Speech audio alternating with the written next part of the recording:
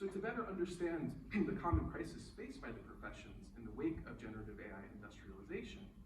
we must therefore widen our analytical periscope. What do I mean with this elusive phrase, the heritage of democratic equity? In broad strokes, this is the range of contemporary practices, norms, institutions, and identity formations that ensure the full and equitable participation of citizens, where every person can regard themselves as having equal value and can enjoy a parity of participation in common labors and in democratic future-making. What the history of the heritage of democratic equity tells us is that over the centuries-long course of societal modernization, right, how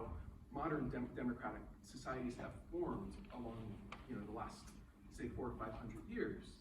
we have learned that the capacity for full and equitable participation in democratic forms of life is dependent upon the universal realization of interdependent elements of individual autonomy, of social solidarity, and of communal integration,